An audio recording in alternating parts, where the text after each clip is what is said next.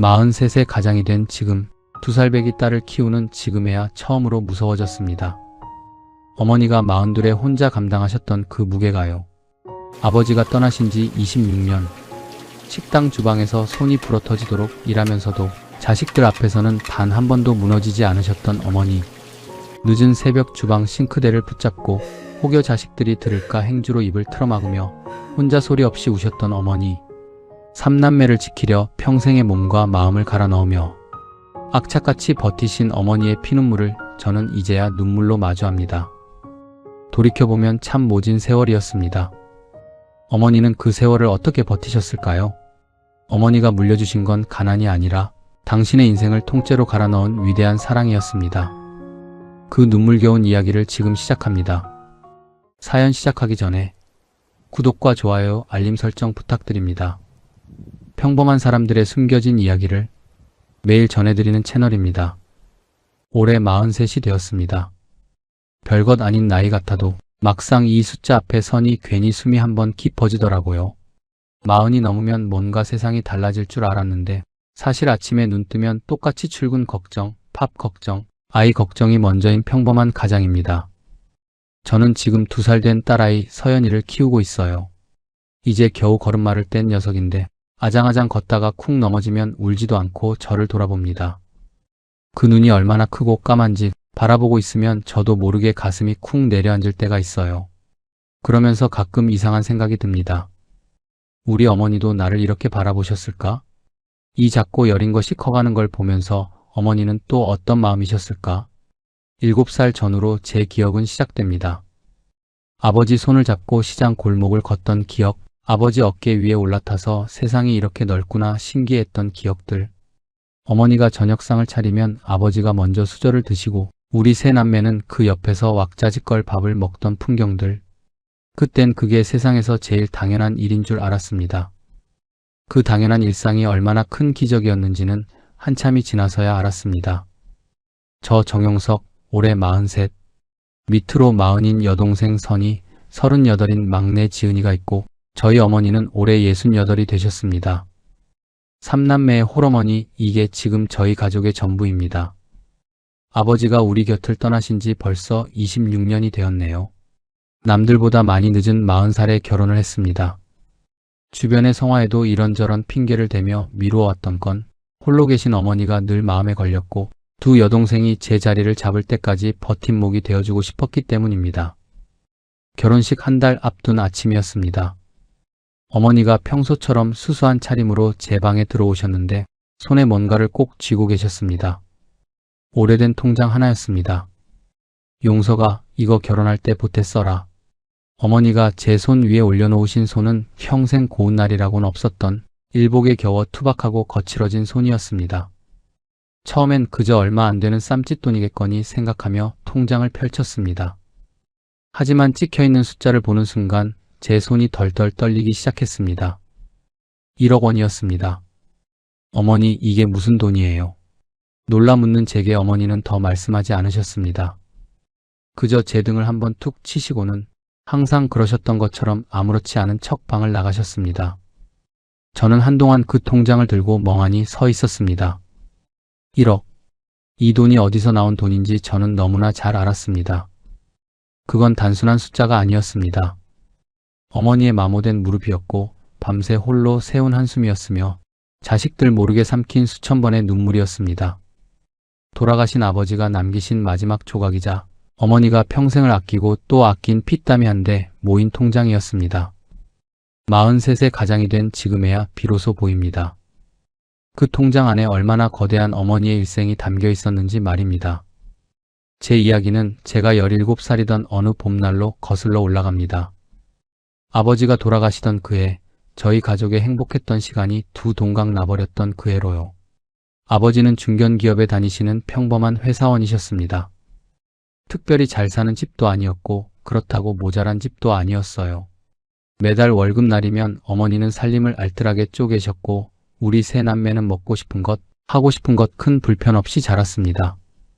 지금 생각해보면 그 시절 아버지가 만들어주신 울타리가 얼마나 단단하고 따뜻한 것이었는지 모르지만 그 안에 있을 때는 울타리가 있다는 것조차 몰랐습니다. 원래 공기의 고마움은 숨이 막혀봐야 아는 법이니까요. 저는 그 안에서 제법 철없이 자란 녀석이었습니다. 학교에서는 공부하기가 싫어 밥 먹듯이 야간 자율학습을 빼먹었고 친구들과 어울려 밤늦게까지 골목을 돌아다녔습니다. 조금 거친 친구들과 어울려 사고를 치기도 했지요. 집에 들어와서도 어머니가 밥 먹으라고 부르면 귀찮다며 늘 퉁명스럽게 대답하던 철부지였습니다. 아버지가 가끔 제 어깨를 짚으며 정용석, 네가 우리 집 장남이야. 동생들한테 본보기가 되려면 잘해야지 하시면 알았어요 하고 귀찮은 듯 한 귀로 흘려들었습니다. 장남이라는 말의 무게가, 그 책임감이 얼마나 무거운 것인지 17의 저는 전혀 몰랐으니까요. 그해 봄이었습니다. 제가 17, 고등학교 1학년이 되던 해였고 둘째 선이는 14살 중학교 1학년, 막내 지은이는 겨우 12살 초등학교 5학년이었습니다. 아버지는 그 봄날에도 여느 때처럼 출근길에 넥타이를 매셨습니다. 현관문을 나서시며 다녀올게 하고 툭 던지신 그 한마디가 제 기억 속 아버지의 마지막 목소리가 될 줄은 꿈에도 몰랐습니다. 퇴근길 갑작스러운 교통사고였습니다. 그날도 마찬가지로 야간 자율학습을 빼먹고 학교에서 돌아와 아무 생각 없이 게임을 하고 있던 저에게 어머니가 떨리는 목소리로 병원에 가야 한다고 하셨습니다. 무슨 영문인지도 모르고 허겁지겁 따라간 그 차가운 병원 복도에서 저는 제 인생 처음으로 어머니가 무너지는 모습을 보았습니다. 평생 세상에서 가장 꼿꼿하게 서 계실 것만 같았던 어머니가 의사 선생님의 말 한마디에 다리가 풀려 병원 복도 바닥에 그대로 주저앉아 버리셨습니다. 아버지는 그 다음날 밤을 채 넘기지 못하시고 우리 곁을 떠나셨습니다. 장례를 치르고 나서 덩그러니 남겨진 집으로 돌아오던 날이 아직도 생생합니다. 현관문을 열고 들어섰는데 집안에서 아무런 냄새가 나지 않았습니다. 항상 저녁 시간이면 찌개 끓이는 냄새, 생선 굽는 기름 냄새로 따뜻하게 차오르던 집이었는데 그날은 그저 차갑고 텅 빈 냄새뿐이었습니다. 중학생이던 둘째 선이는 방으로 들어가 이불을 뒤집어 쓴 채 아무 말도 하지 않았고 초등학생 막내 지은이는 어머니 치맛자락을 붙잡고 울다 지쳐 잠들었습니다. 어머니는 물 한 모금 넘기지 않으시고 밤새도록 캄캄한 거실에 멍하니 앉아 계셨습니다. 저 역시 제 방에 들어가 이불을 머리 끝까지 뒤집어 썼습니다. 슬픈데 눈물보다 막막함이 앞서서 내가 지금 울어야 하는지 울지 말아야 하는지도 분간이 되지 않았습니다. 눈을 감으면 환하게 웃는 아버지 얼굴이 떠올랐다가 눈을 뜨면 사방이 까만 현실이었습니다. 그렇게 눈을 감았다 뜨기를 몇 번이나 반복했을까? 잔인하게도 또다시 날이 밝아오고 있었습니다. 하지만 슬퍼할 시간조차 우리에겐 사치였나 봅니다. 장례가 끝나고 얼마 지나지 않은 어느 날 저녁이었습니다. 안방에서 어머니가 전화를 받으시는 소리가 흘러나왔습니다. 처음엔 그저 위로 전하려니 하고 흘려들었는데 어머니의 목소리가 점점 이상하게 변해갔습니다. 단단하던 목소리가 낮아지다가 파르르 떨리다가 결국엔 거의 들릴 듯 말 듯 힘없이 무너지며 잦아들었습니다. 그게 무슨 소리예요? 그 돈이 다 어디로 갔다는 거예요? 저는 저도 모르게 숨을 죽이고 안방문 가까이 다가갔습니다. 수화기 너머의 상대는 아버지의 오랜 고향 친구였습니다. 아버지가 살아계실 때 가장 믿고 의지하셨던 우리 가족도 삼촌이라 부르며 따랐던 분이었습니다. 아버지가 돌아가시기 전 부모님이 오랜 세월 자식들 앞날을 위해 피땀 흘려 모아두었던 예금을 급전이 필요하다는 그 삼촌의 말에 아버지가 믿고 빌려주셨던 겁니다. 그런데 아버지가 갑자기 세상을 떠나시자 차용증 한 장 없다는 핑계로 그 돈이 통째로 사라져버린 것이었습니다. 정확히 얼마였는지는 알지 못했습니다.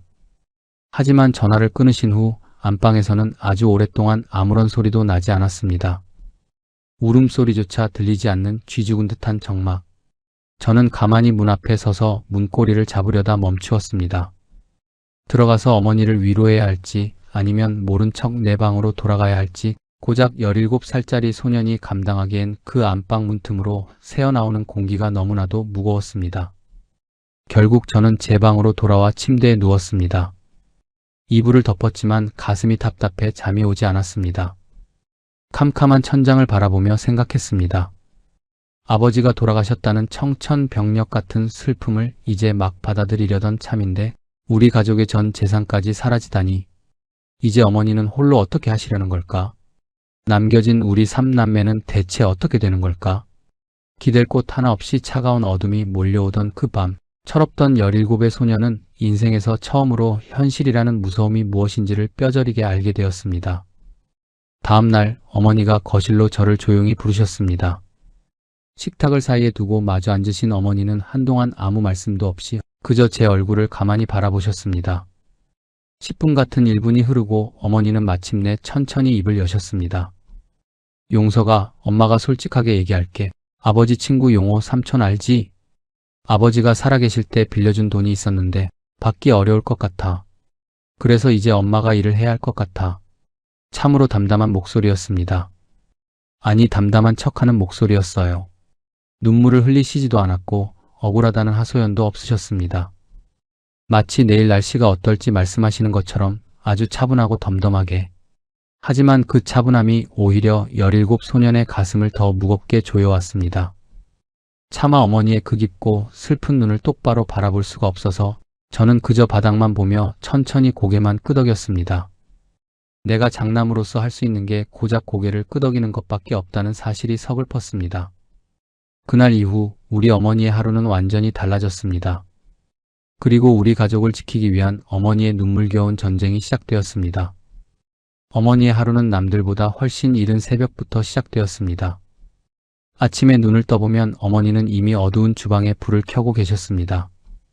우리 세 남매의 도시락을 싸고 아침상을 차려내신 뒤 당신의 가녀린 어깨에 짐을 지시고 집을 나섰습니다. 처음 구하신 일은 동네 식당의 주방 일이었습니다. 이른 아침부터 저녁 늦게까지 온종일 서서 일해야 하는 고된 자리였습니다. 차가운 물에 손이 퉁퉁 불어터지도록 설거지를 하고 몸짓만 한 무거운 솥을 나르다 허리를 다치셨어도 어머니는 집에 돌아와 내색 한번 하지 않으셨습니다. 하지만 세 남매를 키우기엔 그것만으로는 모자랐는지 얼마 지나지 않아 보험 영업일까지 시작하셨습니다. 평생 살림만 하던 어머니가 처음으로 커다란 보험회사 가방을 들고 오시던 날이 아직도 기억납니다. 어머니에게 영업 가방이라니 참 낯설고 어색하게만 느껴졌습니다. 하지만 어머니는 그 어색함을 티 한 번 내지 않으셨습니다. 낮에 식당 일을 마치고 녹초가 되어 돌아오셔서도 밤에는 보험 공부를 하셨고 주말이나 쉬는 날엔 아는 분들을 찾아다니며 부지런히 발품을 파셨습니다. 친척 집, 옛 동네 지인, 심지어 돌아가신 아버지의 직장 동료 부인들까지 찾아다니셨지요. 평생 남에게 아쉬운 소리 한 번 안 하던 분이었으니 자존심이 상할 법도 한데 단 한 번도 힘든 기색을 보이지 않으셨습니다. 그 시절에 철없던 저는 그런 어머니의 속을 제대로 들여다보지 못했습니다. 어머니가 얼마나 팍팍하게 하루하루를 버텨내고 계신지 가까이 있으면서도 정말 몰랐습니다. 아니, 어쩌면 알면서도 모른 척했는지도 모릅니다. 마주하기가 두려워 외면했던 것이겠지요. 그러던 어느 늦은 밤이었습니다. 그날은 학교 야간 자율학습을 마치고 밤 10시가 넘어 집에 들어왔습니다. 집에 오니 동생들은 잠들어 있었고 어머니는 아직 집에 계시지 않았어요. 어머니가 오시는 걸 보지 못하고 일찍 잠에 들었는데 새벽 화장실에 가려고 나왔다가 주방 쪽에서 조그만 불빛 하나가 새어나오고 있는 걸 보았습니다. 무심코 고개를 돌렸습니다. 어머니가 싱크대 앞에 멍하니 서 계셨습니다. 뭔가를 하고 계시는 것도 아니었습니다. 그저 싱크대 가장자리를 두 손으로 꼭 붙잡은 채 고개를 푹 숙이고 계셨습니다. 그리고 어머니의 어깨가 미세하게 들썩이고 있었습니다. 울고 계셨습니다. 소리도 내지 못하고 혹시라도 방 안의 자식들이 들을까봐 행주로 입을 틀어막으며 그 좁은 주방에서 혼자 서러움을 꾹꾹 눌러 참으며 울고 계셨습니다. 저는 그 자리에 돌상처럼 굳어버렸습니다. 다가가서 어머니를 안아드려야 하는지 아니면 못 본 척 지나쳐야 하는지 도무지 발이 떨어지지 않았습니다. 어머니는 제가 뒤에 서 있는지도 모르시는 것 같았습니다. 그저 싱크대를 붙잡고 한참 동안을 그렇게 눈물만 쏟아내셨습니다. 결국 저는 소리 없이 뒤돌아 제 방으로 들어왔습니다. 문을 닫고 침대에 가만히 앉았는데 가슴 속 깊은 곳에서 뜨거운 무언가 왈칵 밀려오며 눈물이 차올랐어요. 그날 밤 저는 처음으로 소리내어 울었습니다. 아버지가 돌아가셨을 때도 꾹 참았던 눈물이 그날 밤 어머니의 가냘픈 뒷모습을 보고 나서야 마침내 터져버렸습니다. 당시 어머니가 얼마나 깊은 벼랑 끝에 서 계셨는지 고작 17살짜리 소년이 다 헤아릴 수는 없었습니다. 하지만 홀로 감당하고 계신 삶의 무게가 얼마나 무겁고 잔인한 것인지는 그 들썩이던 뒷모습 하나로도 충분히 느낄 수 있었습니다. 그 밤을 기점으로 제 인생은 조금씩 달라지기 시작했어요. 다음 날부터는 친구들이 아무리 부르고 유혹해도 핑계를 대며 곧장 집으로 들어왔습니다. 공부를 대단하게 잘하고 싶다거나 좋은 대학에 가고 싶다는 거창한 이유가 아니었습니다. 그저 고생하는 어머니 앞에서 더 이상은 짐이 되고 싶지 않았기 때문입니다. 얼마 지나지 않아 저는 학교 수업이 끝나면 동네 고깃집에서 저녁 아르바이트를 시작했습니다. 주말에는 주유소에 나가 알바를 했어요. 그렇게 악착같이 일해본 돈은 10,000원짜리 한 장 남기지 않고 몽땅 어머니 손에 쥐어드렸습니다. 어머니는 처음엔 됐어. 엄마가 돈 벌 테니 너는 공부나 해라며 손사래를 치셨지만 제가 완강하게 돈 봉투를 내밀자 어느 날부터인가 말없이 받으셨습니다. 돈을 받아드는 어머니의 모습을 보며 제 마음은 더 아려왔어요. 그것을 기쁘게 받아야 할 만큼 우리 집 형편이 버거웠다는 사실을 증명하는 것 같았으니까요. 내가 무너지면 우리 가족은 끝이다. 내가 장남이니까 내가 어머니의 기둥이 되어야 한다. 그 생각이 17살이라는 어린 나이부터 제 마음속에 아주 단단하게 자리를 잡았습니다. 그게 제가 철이 든 방식이었어요. 누가 가르쳐준 것도 아니고 스스로 다짐한 것도 아닌데 주방 싱크대 앞에서 소리 없이 울던 어머니의 뒷모습이 저를 그렇게 어른으로 만들어버렸습니다. 나중에 제가 다 커서 어른이 된 후에 어머니께 조심스럽게 그날 밤 이야기를 꺼낸 적이 있습니다. 어머니는 잠시 기억을 더듬으시더니 씁쓸하게 웃으며 말씀하셨습니다. 용서가, 엄마는 내가 보고 있었는지 정말 몰랐어. 그때는 참 다 힘들었을 때지. 우리 아들 잘 커줘서 고마워. 아마 어머니는 정말로 모르셨을 겁니다. 그만큼 그 시절의 어머니는 눈앞에 닥친 가혹한 현실을 버텨내느라 자기 자신조차 돌볼 여유가 없으셨던 겁니다. 저는 어머니의 그 담담한 대답을 듣고 목이 메어 더 이상 아무런 말도 하지 못했습니다. 제가 군대에 간 것은 21살 때였습니다. 다니던 대학은 휴학을 했어요. 입대 전날 밤 어머니는 제가 가장 좋아하는 고기가 듬뿍 들어간 김치찌개를 끓여주셨습니다. 아무 말 없이 묵묵히 밥을 먹고 있는데 당시 중학생이던 막내 지은이가 천진난만하게 물었습니다. 오빠 군대 가면 언제 와?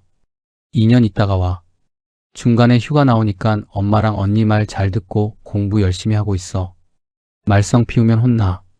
치, 오빠는 내가 무슨 어린애인 줄 알아? 제 대답에 지은이는 입을 삐죽이며 아쉬워했고 당시 고등학생이던 둘째 선이는 아무런 말도 없이 그저 조용히 밥만 먹었습니다. 어머니 역시 별다른 말씀이 없으셨습니다. 그저 제 밥그릇 위에 맛있는 반찬을 끊임없이 얹어주실 뿐이었습니다. 유독 조용했던 그날 밤의 식탁 풍경이 이상하게도 제 기억 속에 오랫동안 아련하게 남아 있습니다. 군대에 가서도 홀로 계실 어머니와 동생들 생각이 참 많이 났습니다.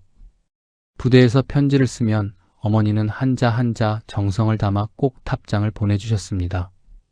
편지의 마지막에는 항상 이런 글귀가 적혀 있었지요. 집 걱정은 절대 하지 말고 군 생활 건강하게 잘 지내라. 집은 엄마가 지킨다.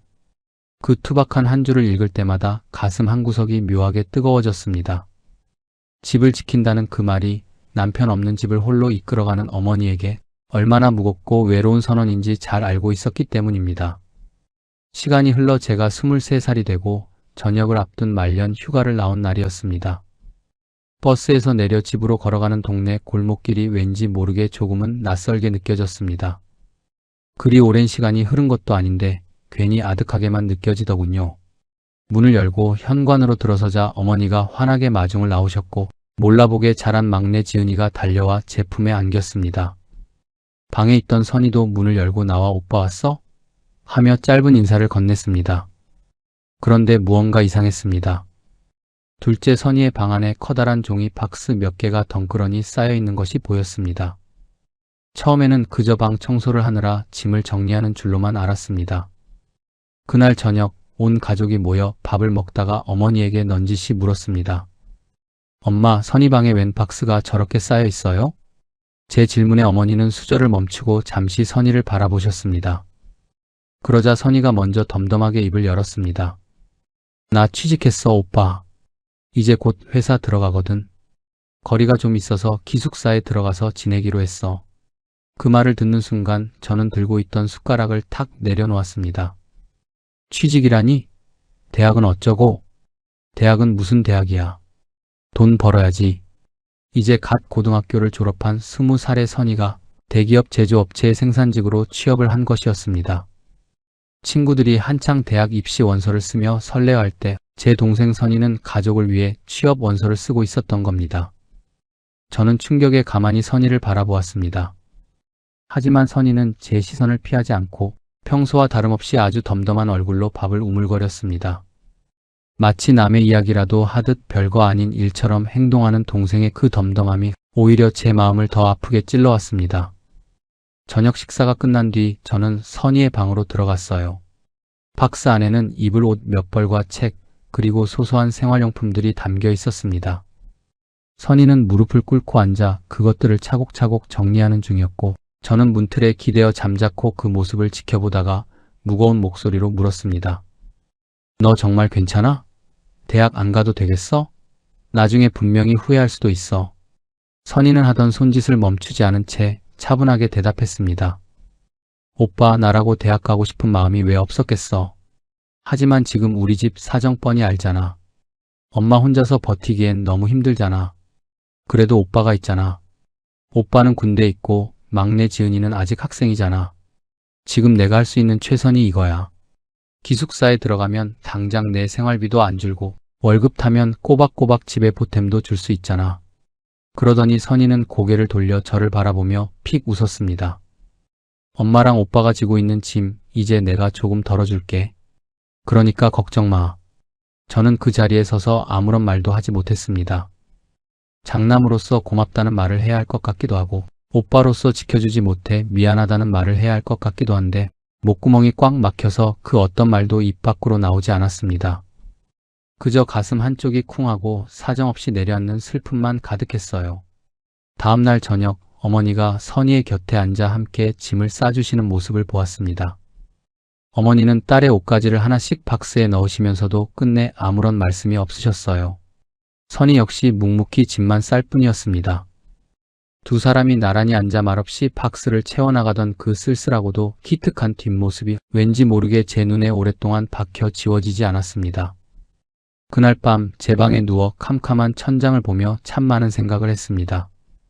만약 우리 아버지가 살아계셨더라면 우리 선이도 다른 친구들처럼 수능 걱정, 대학 걱정만 하면서 평범하게 사춘기를 보낼 수 있었을 텐데 세상이 이 가녀린 아이에게 너무 일찍 어른이 되라고 너무 일찍 가장의 무게를 나누어 가지라고 요구하는 것 같아서 가슴이 너무나도 먹먹했습니다. 저는 그저 몇 살 더 많은 오빠일 뿐 돌아가신 아버지가 되어줄 수는 없었습니다. 아버지가 살아계셨다면 딸의 어깨를 두드리며 훨씬 더 따뜻하고 든든한 말을 해주셨을 텐데 저 대신 우리 집을 위해 기꺼이 청춘을 바치겠다는 동생에게 저는 끝내 위로의 한마디조차 건네지 못했습니다. 그 미처 전하지 못한 미안함과 고마움이 가슴속에 커다란 응어리로 남았습니다. 끝내 말로 표현하지 못한 제 진심 대신 군대로 복귀하는 날 아침 저는 현관 앞에서 선이의 어깨를 아주 힘차게 꽉 잡아주었습니다. 선이는 아유 왜 이래 오빠 징그럽게 하며 어색하게 웃었지만 눈가에는 이내 맑은 눈물이 글썽이고 있었습니다. 어머니는 그날도 문 밖까지 따라 나오셔서 제가 골목길 저 끝으로 사라질 때까지 거친 바람을 맞으며 멍하니 서 계셨습니다. 그 어머니의 뒷모습을 바라보며 저는 속으로 몇 번이고 다짐했습니다. 제대하면 정말 남들보다 배로 더 악착같이 살아야겠다. 선이 혼자서 저 무거운 짐을 지고 가도록 절대로 내버려 두지 않겠다. 이건 내 동생의 짐이 아니라 장남인 나와 우리 가족 모두의 짐이니까. 부대로 복귀하는 버스 안에서 저는 창밖으로 흘러가는 풍경을 바라보며 꾹꾹 참았던 눈물을 소리 없이 삼켰습니다. 그리고 마음속으로 보이지 않는 아버지를 조용히 불러보았습니다. 아버지, 우리 선이가 이렇게나 대견하게 잘 컸습니다. 만약 아버지가 살아계셔서 이 모습을 보셨다면 우리 딸 정말 최고라고 얼마나 기특해 하셨을까요? 제대 후 복학해서 졸업을 하고 취업이 된 건 28살 때였습니다. 비록 남들이 다 아는 대기업은 아닌 조그만 중소기업이었지만 저한텐 감지덕지였어요. 취업과 동시에 저는 집을 나와 회사 근처에 작은 원룸 하나를 얻었습니다. 첫 월급을 받던 날 제일 먼저 한 일이 어머니 통장에 돈을 보내는 거였습니다. 액수가 크진 않았어요. 어머니께서 제 첫 월급의 일부를 받으시던 날, 됐어, 내 앞가림 먼저 해 라고 하시며 받기를 거부하셨어요. 제가 끝내 받으셔야 한다고 설득해 매달 꼬박꼬박 드렸습니다. 선희도 기숙사에서 월급을 붙이고 있었으니 그제야 어머니 어깨가 조금은 가벼워지셨겠구나 싶었습니다. 그렇게 취업한 지 얼마 되지 않은 어느 저녁이었어요. 어머니에게서 전화가 걸려왔는데 수화기 넘어 목소리가 평소와 확연히 달랐습니다. 뭔가를 말씀하려다가 멈추시고 또 망설이다가 삼키시고 한참을 그렇게 머뭇거리시던 어머니가 무겁게 입을 여셨습니다. 용서가, 너 이번 주말에 집에 올 수 있어? 불안한 예감을 안고 주말에 찾아간 집, 거실 소파에는 막내 지은이가 덩그러니 앉아 있었습니다. 평소의 발랄한 모습은 간대없고 죄인처럼 고개를 푹 숙이고 있더군요. 어머니는 주방에 계셨고 집안의 공기가 묘하게 가라앉아 있었습니다. 제가 소파에 앉자 어머니가 주방에서 나오셨어요. 그리고 저와 지은이를 번갈아 보시다가 지은이에게 나직하게 말씀하셨습니다. 지은아, 오빠한테 말해. 지은이가 고개를 들었습니다. 눈이 많이 부어 있었어요. 오빠나 아이 가졌어. 순간 거실의 모든 소음이 멈추고 사방이 고요해졌습니다. 저는 멍하니 지은이를 바라보았습니다. 이제 겨우 23살. 아직 사회에 나가보지도 못한 채 자기 앞가림도 못하는 어린 나이였습니다. 가슴 밑바닥에서부터 뜨거운 화가 걷잡을 수 없이 치밀어 올랐습니다. 감정을 꾹 참아보려 했지만 결국 거친 말이 입 밖으로 터져 나오고 말았습니다. 지금 그게 무슨 소리야? 사귀는 사람이 있어. 나 그 사람하고 결혼할 거야. 결혼? 지금 이 상황에 결혼이라고? 너 아직 대학교 졸업도 못한 학생이야. 그런데 대체 뭘 믿고 결혼을 한다는 건데? 상대는 도대체 누구야? 직장은 제대로 다녀? 살 집은 있고? 제 다그침에 지은이의 눈에 다시금 눈물이 왈칵 차오르더니 이내 악에 바친 듯 목소리를 높였습니다. 오빠가 뭔데? 오빠가 내 인생에 뭘 해줬다고 이제 와서 이래라 저래라야? 오빠가 나한테 관심이나 있었어? 내가 학교를 어떻게 다니는지, 내가 어떻게 살아왔는지 오빠가 단 한 번이라도 알기나 했냐고.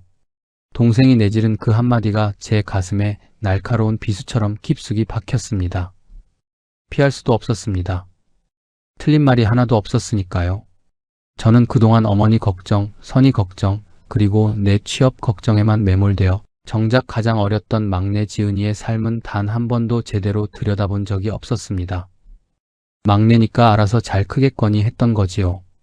어쩌면 오빠라는 이름 뒤에 숨은 방관이 동생에게 더 큰 잘못이었는지도 모릅니다.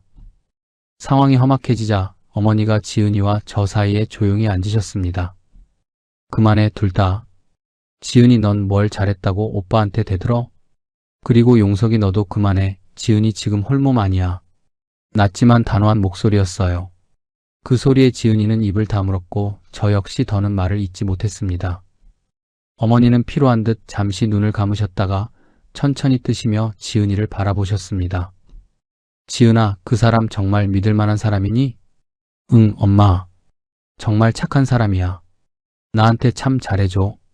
나보다 나이는 좀 많지만 직장도 성실하게 잘 다니고 있어. 엄마, 나 정말 그 사람 많이 좋아해. 그래, 알았다. 어머니는 더 추궁하지 않으셨어요. 그저 가슴 깊은 곳에서부터 묵직한 한숨을 한번 크게 내쉬시더니 자리에서 일어나셨습니다. 다시 주방으로 걸어가시는 어머니의 뒷모습이 그날따라 유독 작고 무거워 보였습니다. 그날 밤 저는 어머니랑 단둘이 이야기를 했습니다. 엄마, 지은이 저렇게 두면 안 돼요. 단단히 혼을 내야죠. 그러자 어머니가 슬픈 눈으로 저를 가만히 바라보셨습니다. 용서가 혼낸다고 없던 일이 되니? 지은이도 잘못은 했지만 엄마가 더 잘 챙겼어야 했어. 그건 엄마 잘못이기도 해. 저는 말문이 막혔습니다. 그래도 지은이 아직 어려요. 대학교 졸업도 못했는데. 어머니는 한동안 말이 없으시다가 조용히 말씀하셨어요. 용서가 그래도 본인이 책임지겠다고 하잖아. 많이 생각해봤을 거야. 그리고 엄마 수중에 돈 있어. 내 아버지가 남기신 사망보험금이야. 너희 셋 대학 등록금 쓰고 결혼할 때 쓰려고 이 악물고 지금까지 한 푼도 안 건드리고 지켜온 돈이야. 지은이 혼수는 거기서 쓸 거야. 그러니까 넌 걱정 마. 저는 눈이 커졌습니다. 엄마, 지은이가 제대로 결혼 준비를 한 것도 아니고. 용서가, 어머니가 제 말을 자르셨어요. 이건 너희들 아버지 목숨값이야. 너희들 잘 살라고 남긴 걸 거야. 지은이가 잘못은 했어도 여전히 내 동생이고 엄마 자식인 건 변함없어. 엄마가 알아서 할 테니까 너무 동생 미워하지 마. 그 말에 저는 더 이상 반박을 할 수가 없었어요. 아버지 목숨값. 그 한마디가 가슴에 꽂혀서 한동안 아무 말도 나오지 않았습니다. 지은이 결혼은 그렇게 치러졌습니다. 어머니는 말씀하신 대로 그 돈에서 혼수를 마련해 주셨어요. 식은 조용하게 했지만 어머니는 딸이 빈손으로 시집가는 꼴을 두고 보지 않으셨습니다. 지은이는 결혼 전날 밤 어머니 손을 잡고 한참을 울었다고, 속 썩여서 엄마 실망시켜서 미안해하며 빌었다고 나중에 집에 온 선희한테서 들었습니다. 저는 결혼식 날 내내 말이 없었어요. 화가 풀린 건 아니었습니다. 그리고 저 자신한테도 화가 났어요. 지은이 말이 맞았으니까요. 저는 장남이랍시고 어머니 걱정만 했지 막내가 어떻게 자라고 있는지 눈 한번 제대로 준 적이 없었습니다. 아버지를 대신하겠다면서 정작 가장 어린 막내는 챙기지 못한 거였어요. 결혼식을 마치고 집으로 돌아오는 길 어머니 옆에 나란히 걸으며 물었습니다. 엄마는 후회 없어요? 어머니는 잠깐 걸음을 멈추시더니 먼 하늘을 보며 담담하게 말씀하셨습니다. 후회? 아버지 돌아가시고 나서 너희들 다 알아서 잘 커졌고 그저 어린 자식들한테 너무 일찍 가난이라는 집만 지어준 것 같아서 늘 미안할 뿐이지 엄마 인생의 후회는 단 한 조각도 없다. 그게 전부였습니다. 저는 그 말을 들으며 코끝이 시큰해졌습니다. 우리 어머니는 참 그런 분이었습니다.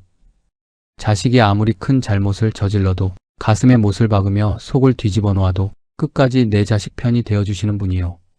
평생을 오직 자식이라는 우주 속에서 그렇게 살아내신 분이었습니다. 지은이가 결혼하고 첫 애를 낳은 건 이듬해 봄이었습니다. 사내 아이였어요. 어머니는 손자 얼굴을 처음 보시던 날 병원 복도에서 소리 없이 우셨습니다. 기쁨인지 서러움인지 모를 눈물이었어요. 저도 그 옆에 서서 괜히 천장만 바라봤습니다. 밉던 감정이 그 작은 얼굴 하나에 스르르 녹아내리는 게 사람 마음이란 게 참 간사하다 싶었습니다. 문제는 그 이후였습니다. 지은이가 아이를 낳고 나서 석 달도 채 안 됐을 때부터였어요. 거의 매일같이 조카를 안고 어머니 집으로 찾아왔습니다. 처음엔 산후조리도 할 겸이려니 했는데 횟수가 줄지 않았어요. 어떤 날은 들어오자마자 아이를 어머니한테 맡기고 방에 들어가 문을 닫아버렸습니다. 어머니는 그런 지은이를 말없이 받아주셨어요. 손주를 안고 달래면서. 저는 주말에 어머니 집에 갔다가 그 장면을 몇 번 목격했습니다. 어느 날은 지은이가 거실에 앉아 울고 있었어요. 제가 들어서는 걸 보더니 눈물을 훔치며 말했습니다. 오빠, 나 너무 힘들어. 애는 왜 이렇게 안 자는지, 남편은 퇴근하면 피곤하다고 아무것도 안 하고. 내가 왜 결혼했나 싶어. 저는 잠깐 지은이를 바라봤습니다. 그리고 소파에 앉으며 말했어요. 지은아, 그거 다 내가 선택한 거야. 지은이가 눈을 동그랗게 떴습니다. 그게 무슨 말이야, 오빠. 내가 결혼하겠다고 했고 내가 낳겠다고 했잖아. 힘든 거 이해해. 근데 그게 싫으면 처음부터 다른 선택을 했어야지. 지금 내 앞에 있는 건 내가 만든 내 가정이야. 도망오는 게 답이 아니야. 지은이 입술이 파르르 떨렸습니다. 오빠는 왜 이렇게 사람이 차가워? 나 힘든 건 안 보여? 저는 동생의 눈을 똑바로 마주치며 매섭게 말했습니다. 차가운 게 아니야.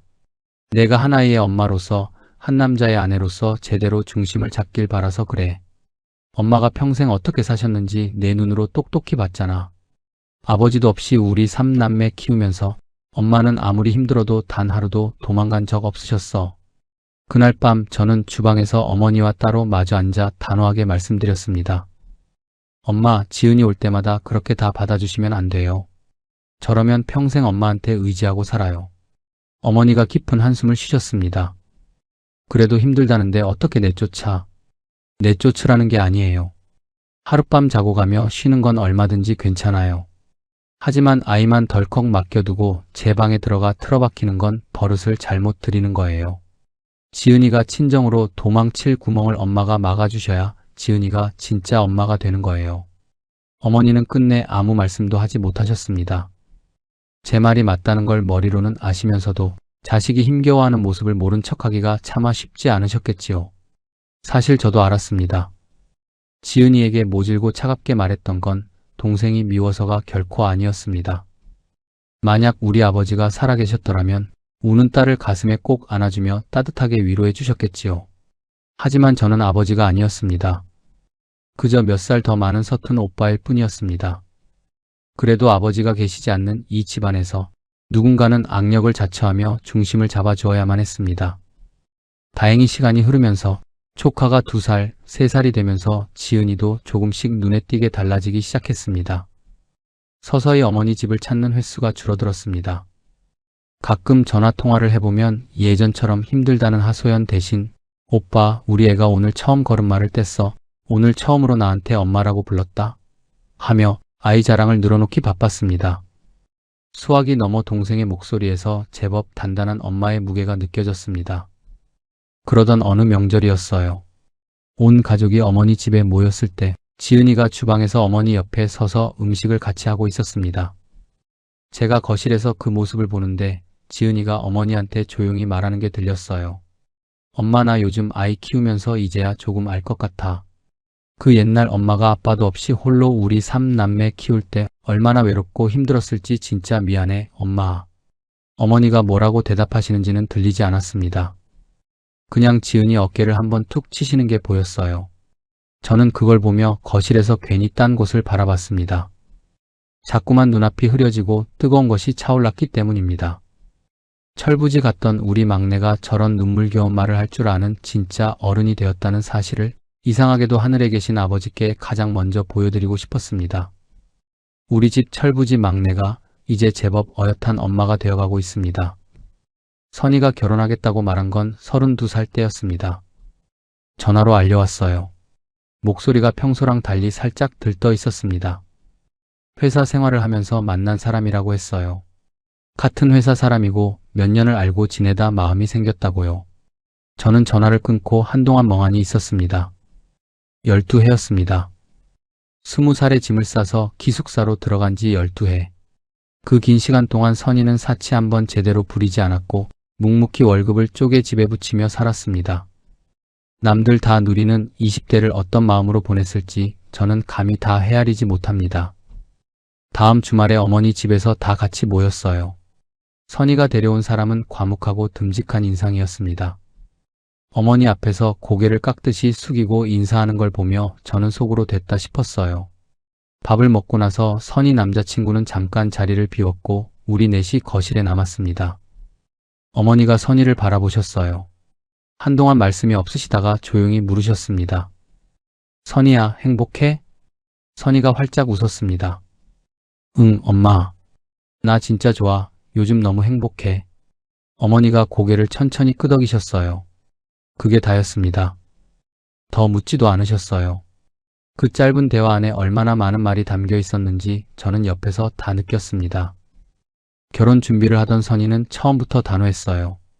자기 손으로 모은 돈으로 시작하겠다고요.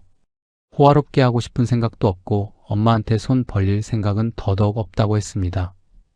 10년 넘게 스스로 벌어온 사람답게 결혼 앞에서도 당당했어요. 그 말을 들은 어머니가 며칠 후 선이를 따로 부르셨습니다. 제가 마침 어머니 집에 왔던 날이었어요. 어머니가 방에서 오래된 통장 하나를 들고 나오셨습니다. 선이 앞에 조용히 내려놓으시면서 말씀하셨어요. 이거 받아. 선이가 통장을 받습니다. 엄마, 이게 뭐야? 진짜 괜찮아. 나 모은 돈 있어. 받아. 엄마, 진짜야. 엄마가 그동안 고생하면서 모은 돈이잖아. 어머니가 선이 손을 잡으셨습니다. 선이야. 낮고 조용한 목소리였어요. 이건 엄마 돈 아니야. 이건 네 아버지가 주는 거야. 선이의 표정이 굳었습니다. 아버지 사망보험금 일부야. 너희 셋 결혼할 때 쓰라고 엄마가 지금까지 지켜온 돈이야. 지은이 결혼할 때도 거기서 썼고 이건 처음부터 내 몫이었어. 내가 거절하면 아버지가 딸한테 주고 싶은 마음을 내가 거절하는 거야. 선이가 입술을 깨물었습니다. 눈물을 참으려는 게 보였어요. 그래도 흘러내렸습니다. 한 줄기, 두 줄기. 엄마, 받아, 우리 딸. 선이가 통장을 손에 쥐었습니다. 그리고 어머니 품에 안겼어요. 어머니도 선이 등을 가만히 두드리셨습니다. 저는 그 옆에서 아무 말도 못하고 그냥 서 있었어요. 목이 꽉 막혔습니다. 20살의 짐을 싸던 일찍 철든 그 아이가 엄마랑 오빠 짐 내가 덜어줄게 하던 그 착했던 동생이 32이 되어서야 처음으로 뭔가를 받고 있었습니다. 너무 늦은 것 같기도 했고 그래도 다행인 것 같기도 했어요. 결혼식은 소박하지만 따뜻하게 치러졌습니다. 어머니는 그날 유독 곱게 차려입으셨어요. 식장에서 하얀 드레스를 입고 입장하는 선희의 얼굴을 보던 어머니의 얼굴을 보는데 살면서 그렇게 환하게 웃으시는 어머니를 본 적이 없었습니다. 그 웃음 뒤에 얼마나 많은 세월이 쌓여 있는지 아는 사람은 그 자리에서 저뿐이었을 겁니다. 식이 끝나고 어머니 옆에 앉았을 때 어머니가 조용히 말씀하셨어요. 아버지가 봤으면 좋아했을 텐데. 짧은 한마디였습니다. 저는 대답하지 않았어요. 그냥 어머니 손을 한번 꽉 잡았습니다. 그걸로 충분했습니다. 선이가 결혼을 하고 5년이 지난 뒤 저도 결혼을 했습니다. 40살이었어요. 주변에선 늦었다고 했지만 저는 그렇게 생각하지 않았습니다. 두 동생이 자리를 잡고 어머니가 조금은 홀가분해지신 것 같고 비로소 저의 가정을 꾸릴 용기가 생겼기 때문입니다. 어쩌면 그게 아버지 없는 집안의 장남으로서 제 인생을 시작하는 최소한의 책임감이었습니다. 결혼식을 한 달 앞둔 어느 날 어머니는 제게 오래된 통장 하나를 쥐어주셨습니다. 1억 원. 놀라 멈칫하는 제게 어머니는 아무 말 말고 그냥 받아라. 한마디만 남기시고 안방으로 들어가셨습니다. 받는 자식이 혹여 부담스러워할까봐 언제나처럼 아무렇지 않은 척 덤덤하게 행동하셨던 겁니다. 그날 밤 저는 그 통장을 붙잡고 참 많이도 울었습니다. 그 돈은 아버지가 남기신 사망보험금의 마지막 조각이었고 어머니의 헌신이 담긴 돈이었습니다. 거기에 선이가 기숙사에서 꼬박꼬박 붙여온 돈과 마음도 섞여 있었습니다. 어머니가 식당 주방에서 보험 영업 발품을 팔면서 허리와 무릎이 달아가면서도 한 푼 두 푼 모아온 돈이 그 안에 있었습니다. 우리 가족 모두의 시간이 한 통장 안에 고여 있었던 거예요. 그걸 저한테 쥐어주신 겁니다. 지금 저는 43입니다. 제게는 이제 2살 된 눈에 넣어도 아프지 않을 딸 서연이가 있습니다. 아직 걸음마가 서툰 이 아이가 넘어지면 울지도 않고 저를 돌아보는데 그 눈을 볼 때마다 가슴이 이상하게 묵직해집니다. 이 작은 아이가 아프면 어떡하나, 세상에 나가 상처받으면 어떡하나 자식을 키우니 별별 걱정이 다 밀려옵니다. 그런데 그 걱정들이 밀려올 때마다 문득 생각이 납니다. 우리 어머니는 이 무거운 걱정을 셋이나 안고 사셨구나. 그것도 남편 없이 혼자서 기댈 곳 하나 없는 차가운 세상에서 홀로 버텨내셨구나. 43세 아버지가 되어서야 비로소 그 무게가 얼마나 무서운 것인지 조금은 알 것 같습니다. 아버지가 돌아가시던 그의 어머니는 42살이셨습니다. 지금의 제 나이보다도 한 살이 어리셨지요. 그 나이에 갑자기 남편을 잃고 사기까지 당하고 자식 셋을 혼자 떠안으셨습니다. 그 시절 우리 어머니가 혼자서 삼켜내야 했던 그 가혹한 밤들을 저는 도무지 다 헤아릴 수가 없습니다. 올해 어머니는 68이 되셨습니다. 평생을 거칠게 사신 탓에 무릎이 많이 망가지셨습니다. 오래 서 계시는 것조차 힘들어하시고 계단을 오르실 때면 걸음이 눈에 띄게 느려지셨습니다. 식당 일을 오래 하신 탓인지 날이 흐린 날이면 허리가 끊어질 듯 아프다고 하시고 매일 아침 당뇨약도 한 움큼씩 챙겨 드셔야 합니다. 그런데 명절에 온 가족이 모이면 어머니는 제일 먼저 일어나십니다. 손주들 밥은 잘 먹는지, 자식들 반찬은 입에 맞는지, 당신 몸 아픈 건 언제나 뒷전이고 손주들, 자식들 앞에서는 항상 환한 웃음이 먼저이십니다. 저는 그 웃음을 볼 때마다 한편으로는 가슴이 미어 터지도록 아려옵니다. 그렇게 자식들 앞에서 다시 웃으실 수 있기까지 얼마나 많은 밤을 홀로 주저앉아 눈물을 삼키셨는지 이제는 너무나 잘 알기 때문입니다. 저는 이제 겨우 아내와 딸을 책임지는 43세 초보 가장입니다. 이 작은 가정을 이끄는 것만으로도 어깨가 무거운데 어머니는 그 무게를 3남매나 짊어진 채 26년이라는 모진 세월을 버텨내셨습니다. 싱크대 앞에서 소리 없이 우시면서도 다음날 아침이면 어김없이 자식들의 도시락을 싸셨고 쓰러질 것 같은 한계 속에서도 자식들 앞에서는 단 한 번도 무너지거나 포기한 적이 없으셨습니다. 그 평범해 보이던 어머니의 하루하루가 얼마나 위대하고 숭고한 기적이었는지 저는 이제야 압니다. 아마 이 영상을 보고 계신 분들 중에도 저희 어머니와 똑같은 희생의 세월을 살아오신 분들이 참 많으실 겁니다. 자식 하나 배불리 먹이고 번듯하게 공부시켜 결혼시키느라 당신의 찬란했던 젊음과 건강을 아낌없이 다 내어주신 분들, 아파도 아프다 말 한마디 못하고 힘겨워도 힘들다 내색 한번 못한 채 그저 자식이라는 이유 하나로 묵묵히 버텨오신 위대한 부모님들 말입니다. 그 희생이 얼마나 크고 값진 것인지 정작 가장 가까이 있는 자식들은 나이가 한참 들고 나서야 비로소 깨닫습니다. 저처럼요. 너무 늦게 알아서 죄송하고 그래도 이제라도 부모님의 마음을 알 수 있어서 참 다행입니다. 여러분이 살아오신 그 세월이 누군가에겐 그냥 고생으로 보일지 몰라도 저는 압니다. 그건 가난이 아니라 오직 자식만을 위해 당신들의 일생을 통째로 갈아 넣은 세상에서 가장 위대한 사랑이었다는 것을 말입니다. 모진 풍파를 견디며 희생의 시대를 살아오신 이 땅의 모든 부모님들께 고개 숙여 깊은 존경을 올립니다. 여러분들이 눈물로 버텨온 그 위대한 시간이 있었기에 우리가 여기 있습니다. 제 목소리에 끝까지 귀 기울여 주셔서 감사합니다. 전해드린 이야기가 마음 한구석에 작은 울림이 되었기를 바랍니다. 여러분의 일상이 늘 온전히 평온하시길 바라며 귀한 시간 내어 끝까지 함께 해주셔서 진심으로 고맙습니다.